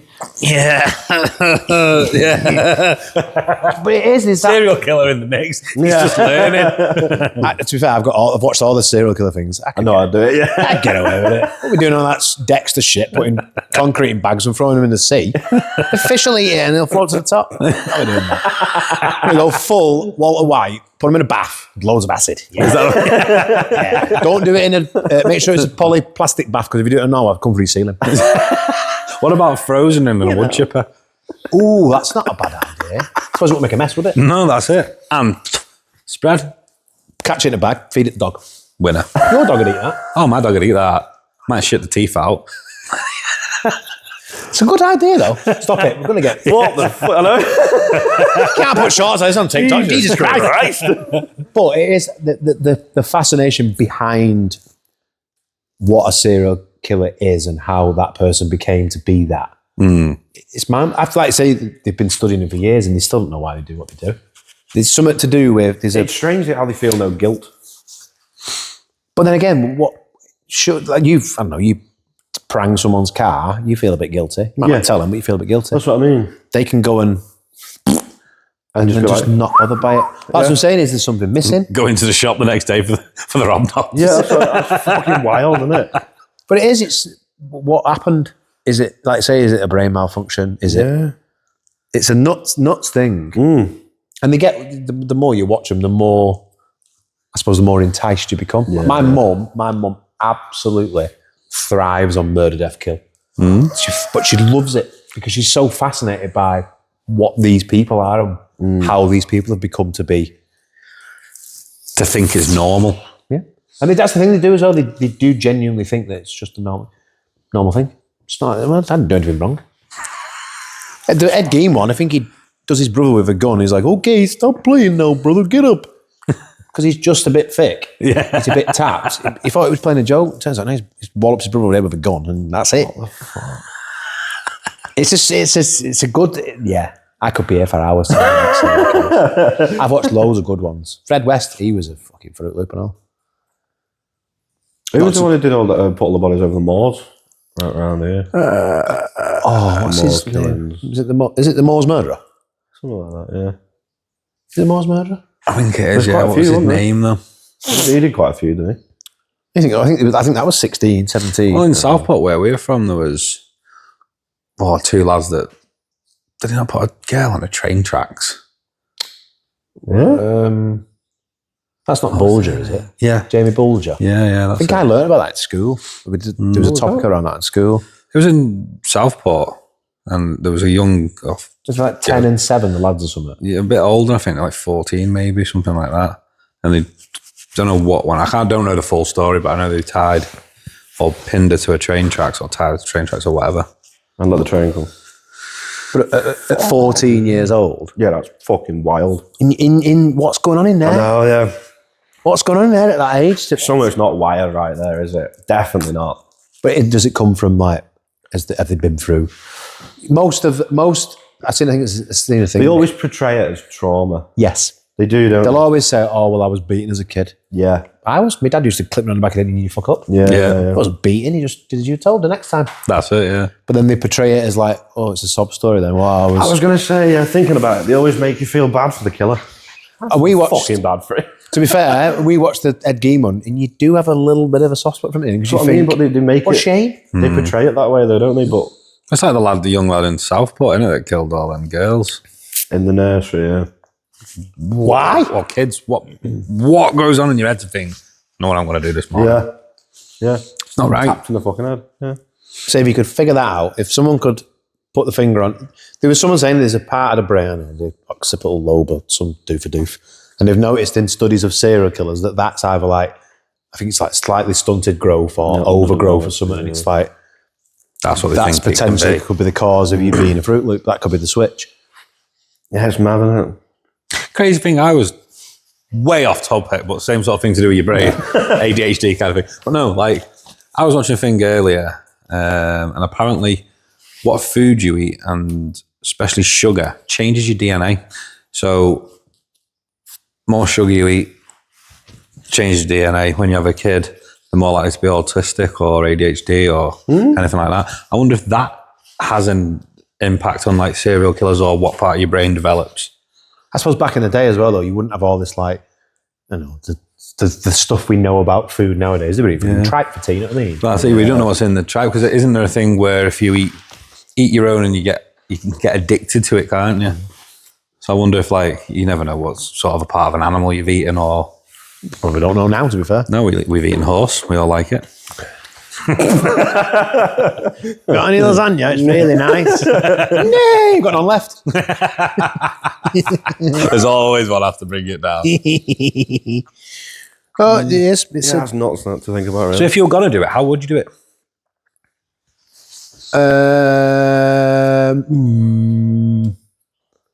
It's one of them that'll be shown in 5 years' time to the police. What happened? Just watch the podcast, mate. I'll tell you all about it on the podcast. Don't know. I've seen loads of serial killer documentaries. Got loads of good. What's the one thing that gets them caught? Bravado. I was going to say they want to. They've become that big of a thing, like the Gemini, the Zodiac, sorry, not the Gemini, the Zodiac killer, Ted Bundy. They were idolised by women at that point, and he thought, you must think I'm a dog's bollocks. Yeah. I could walk out there and the police would bow down in front of me. I think it's a bravado thing. Yeah. Stupidity. Not necessarily with all of them. Like you say, certain killers, I suppose, have, I know, some sort of brain problem or issue or, whatever's going on, and they get caught out of their own stupidity. But it's the sane ones. Thingy got caught. Dennis Nielsen. Do you know Dennis Nielsen got caught? Dennis Nielsen got caught because he lived in an upstairs flat and the downstairs neighbour and his toilet were linked into the same drain. The drain man tried to rod the drain and couldn't, and said, that doesn't look like the normal shit that I'm rodding. What was that? Phoned the police come, they tested it and found out it was people. Yeah? He was flushing people down the toilet. What? So he was killing them. At this point, I think the police go in, he was killing them. And the copper said, when I got into the house, I knew instantly, there's bodies in here. I can smell it. He's got them in here somewhere. So they ripped the house to shreds and there was bodies underneath the floorboards in the house. And then because he'd run out of space, he started chopping them up and flushing them down the toilet. And then at other times, he would chop them up, put them in bin bags, take them to the back garden and have a bonfire. And the neighbour got questions. He said, it was just like kind of the norm thing. Everybody burned the rubbish. Yeah. Everybody had a little bonfire in the back garden, but what they didn't know was burning bodies. They then found out his previous address, where he moved from, the reason he moved out of there is because it was full and he couldn't get any more bodies in it. Oh my God. Went in, took it up, and all the bodies are there. But I watched the thing the other week, the Dennis Nielsen tapes. It's him in prison with a tape recorder, which he requested, which is some lunatic giving. And it's him talking about what he did and how he wanted to be the next big thing. He said, I'll be a movie star one day. They'll write books about me. And was so engrossed in himself. His target was, I think it was the 70s or the 80s. Might have been the 70s. His target was young gay men. So in the 70s, one of the victims that escaped said, in the 70s, you couldn't go to your mate and say, I'm gay. You're straight friend. You couldn't go to him and say, I'm gay. Because they'd go, pff. You couldn't go and tell your dad that you were gay because they'd disown you. Yeah. He said, so what we used to do was go and hide in these little clubs that we had set up where we could be ourselves, but then his fantasy then became, I suppose, a gay man. Yeah. That was his fantasy. So he would go, they'd have intercourse, and then he'd just come. The one of them that escaped, he'd run him a bath, and it was a cold bath, the lad didn't know. Got in the bath, he said, it's cold, and turned around, bosh, there he is on top of him. Underneath the water, the bloke, actually unalived, under the water, he got him out of the water and resuscitated him.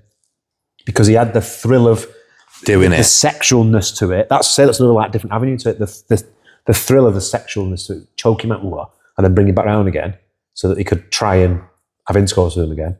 But he managed to get out at that point.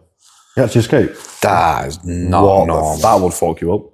What would you feel of being the copper who's investigating and finds these things? But the thing, like, so you go back to the... I couldn't do that job. No. I couldn't do that job. No. Well, the Fred I West couldn't be one- forensics, or I couldn't do it. No. Fuck that. When there's that fascination with being able to watch it, but knowing at any point I can go click, turn it off. Yeah. I don't like it. But say you being the forensic investigator, the Fred West one, Fred West was convinced that the copper that was investigating him, they were like mates. Because he'd walk over and he'd go, yeah. So they went back to the house, dug the back garden up. Yeah, there'd be one there. All right, but he's cuffed him at this point. The copper's like, oh, is that right, Fred? Yeah, he'd be good there. And I put the flags there like that because I wanted to do that. And it was almost like, in his mind, he believed that they were like mates because he was, in my opinion, getting off on the fact that everyone could see his handiwork. Have you reflagged the back of the thing, Fred? No, it's because there's freaking bodies all over it, that's why. He'd cover it up. That's insane, isn't it? They're nuts. All the while being covered up by his missus, Rose. She denied all knowledge of it, all the way through it, and they killed her own daughter. Oh, she was part of it? The missus was, yeah. She denied all knowledge of it. Went to prison. It's him. He's a bastard. He's broke me. I don't know anything. I'll come out. She's part of it. Jesus Christ. That's fucking wild. They're a bit of a Rare breed, yeah. thankfully. Yeah. I know you call them psychopaths as well, but I wonder if it's to do with sociopaths, because that's a different thing, isn't it? Like sociopaths have no feeling, do they? They have no emotions, like no empathy. What's no, the difference between a sociopath and a So, psychopath? well, I'm not sure, but Psychopaths in there, psychopaths voices in your head. Right. Yeah. Having a split personality per se, having voices in your head and hallucinations. You need to go and jump off a bridge. Okay? Right. That's a psychopath. And what is a A sociopath? sociopath's like they'd fucking lie to you very easily, like with no guilt or anything like that. Like they'd fucking like make a scenario where you got arrested and you blame it on you or something, and they would feel nothing at all, just to like get to the my fucking top exes. sort of things. Just don't do the light bulb thing in his head in a minute. Just before that comment comes out. Just before that comment comes. Bing. Oh, you've got to do it. I'm going to do You've got to do it. Just for the purpose of the podcast, we can all laugh again. Whooping. Wonder if. I did think I heard a penny drop over there. Just come to me all at once. Oh dear. That tickled me, that one. Could be actually. That could have been a problem. That tickled me. Yeah, I'm sure it's they just have no emotion at all. And like you wouldn't know someone's a sociopath. They're very, very good at acting. Do you know what I mean? Well, it is all an act to them. Right, Nothing's yeah. ever real to them. From what I know anyway. Strange, That's a isn't it? sociopath. Strange. Fucked up. Strange topic. Very, very strange topic. Odd. I don't even know who brought that up. Weirdo.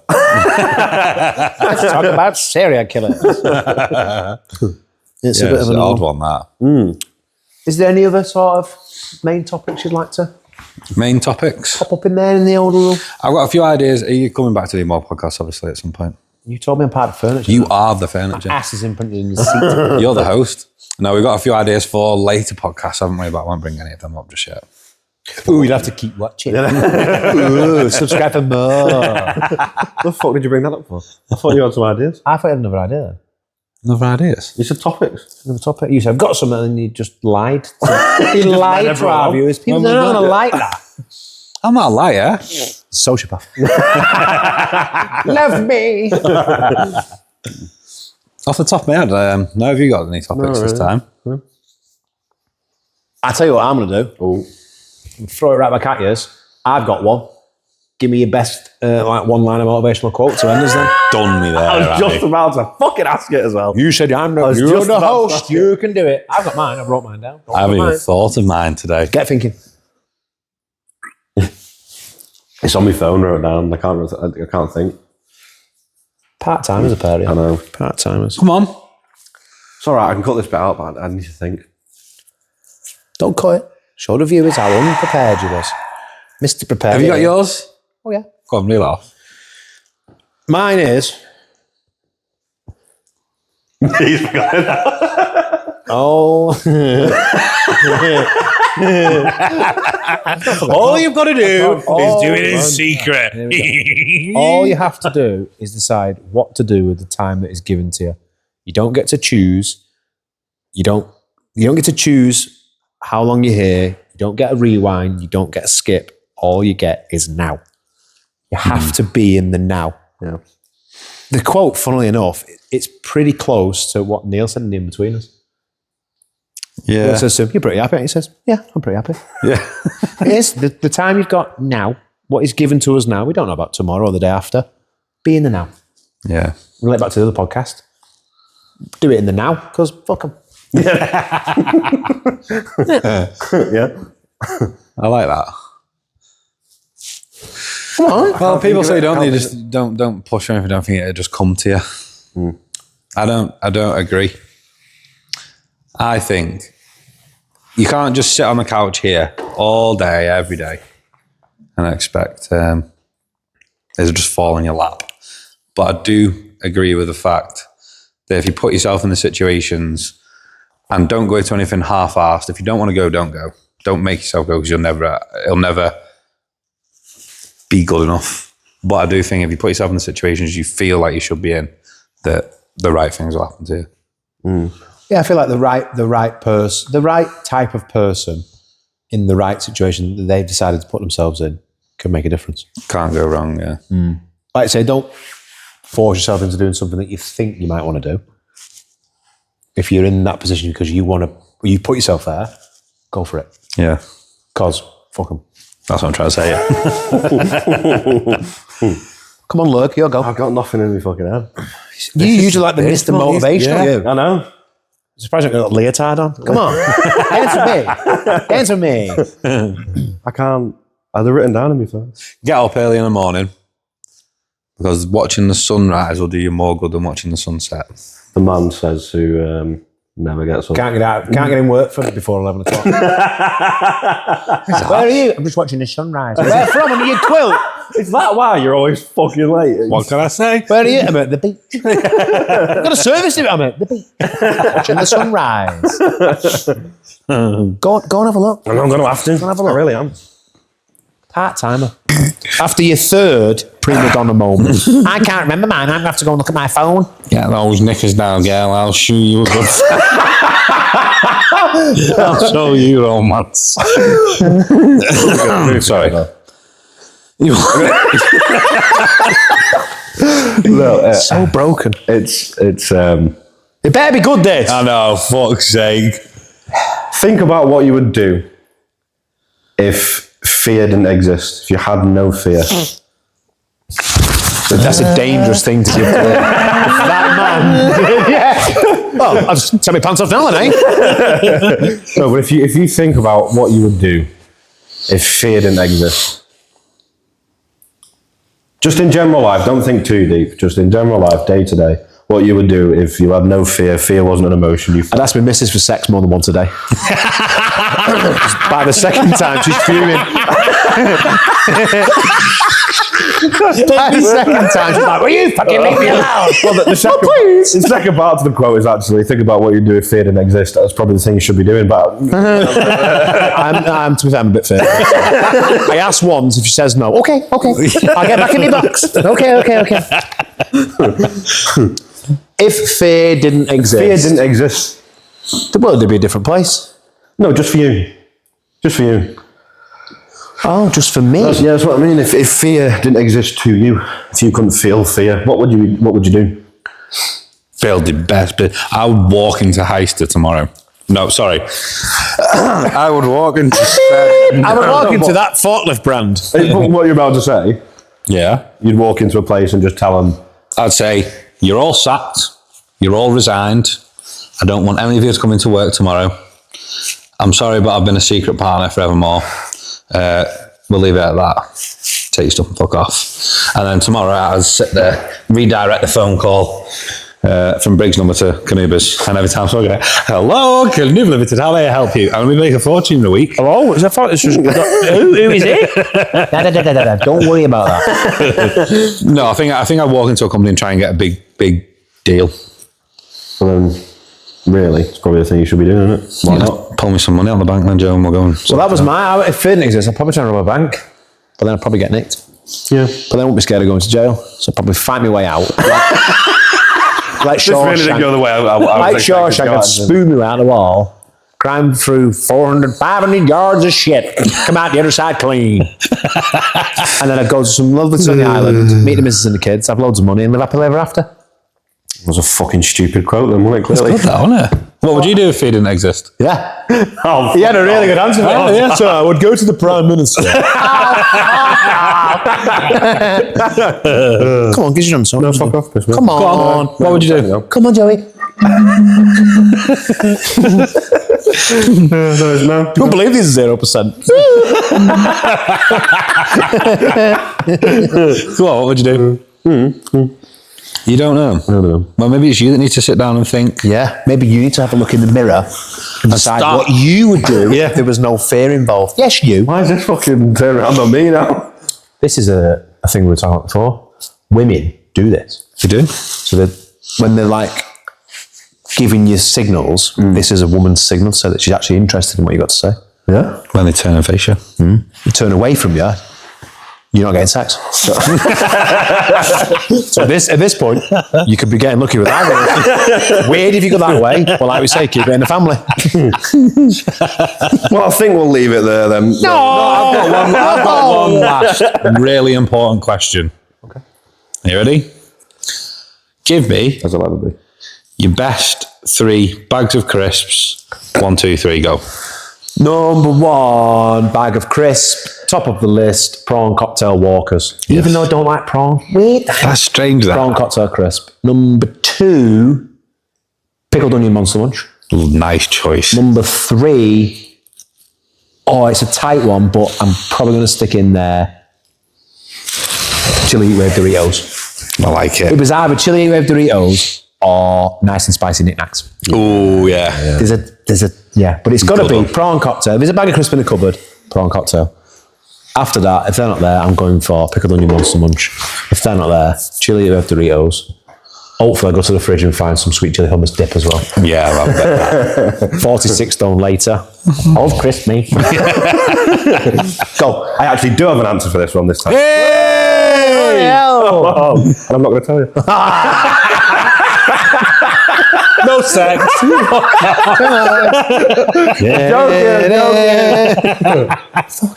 Quavers. Top of the pile. Yep, Quavers. Cheese and onion, Walkers. Yeah. That's hard to impress. And onion rings. I think we just figured out his personality there. Mr. Beige. Quavers at top of the pile. Yes. What was the second one? That's all Cheese shows of and onion. interest. Cheese onion Walkers. Yep. And And onion rings. onion rings. Like I what? can agree with the onion rings. The onion rings are a good crisp. Good crisp. Look at the crisp onion rings. Quavers top of the pile. I didn't go for that. Quavers. So I don't fucking spend time with these cunts. Go. Flaming Hot Cheetos. Big, massive bag. Oh, number 1. Good crisp. 2. Ribbon saucy knickknacks, or whatever they're called. Ribbon saucy. Yeah. And my third one He was, said what they called ribbon saucy, didn't I? That's what they called. You just said it. and then my third one would be prawn cocktail. And I'm the weird one. See, we're in sync here. We're going to make love on the couch. If you've just joined us, yes, you've joined the casting couch. Wait till we get out the prawn cocktail crisp. I need to get new friends. You fucking do a Quavers top of the pile. Weirdo. Quavers, man. British staple. Fucking. I like Quavers. I like a Quavers. At least it wasn't ready salted Walkers. I'd have punched you in your face when you said that. then again, if you sat my 2 kids and Mrs. A, they probably would have said ready salted Walkers or ready salted Pringles. Yeah? Yeah, no. fucking great, man. Jesus I tell them this Christ. every day. Spice your life up. He says we're fucking cheese onion Walkers and Quavers. Quavers, man. And then onion rings. What's going on? Quavers. Is it because you can could scoop eat more 10 sauce bags of in gravy. a quaver, but it doesn't have the integral strength, you see? A Dorito, I understand. Dorito, Chris. yeah. Ooh, yeah, big scoop. I tell you what's a bit of a grey area. Weird. Quavers, man. I know what a Quavers. No matter how high pitched you say it, every dog in the 3 mile radius has just gone, I can do it a bag of Quavers. Actually. Are we finished? Here's a good one. Why did the man who decided to make salt and vinegar discos make them so that they just destroy the inside of your mouth? Yeah. What vendetta has that's- he got against the inside of your mouth? Them and salt and vinegar squares. Yeah. I'm feeling a bit depressed. Do you want a bag of squares? See you off, mate. Quavers are nice and soft and delicate in your mouth. What about Quavers? There's only 96 calories in a bag, is there? 46 calories in a bag? A bag of Quavers? Yeah, because I remember looking at the packet and thinking, oh, that's too fine diety. Not enough. I want at least 300. Yeah. I can't. I didn't think that was going to be your choice, Quavers. I wouldn't have said that was your choice, to be fair. And I kind of knew that Doritos was going to be on yours from our dipping days. Yeah. Let's go Morrison's and get some hummus and then just eat a big bag of crisps to each other. We probably would have been sat there doing it and you'd have been out working. How it goes most days. Keeping the business afloat. Eating me bag of Quavers on the road. On my own. With a dog. Dog likes Weirdo Quavers on his own. Oh, me and Never you. gonna be known as the Sat fucking there eating Quaver our boy, Doritos. So is that bringing this to a close? Yeah. I mean, I don't want it to. I quite enjoy talking to no one. We've got a few more things to do before you leave tonight. And I've got oh yeah, On camera? body language. Close your eyes. Couple more things to do before you leave tonight. Yeah, we've got a mukbang of quavers.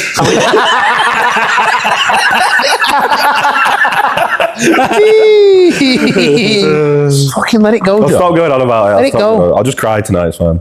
Into your quaver bag. Yeah. Yeah, quaver back. So broken. We ended with them. Yeah.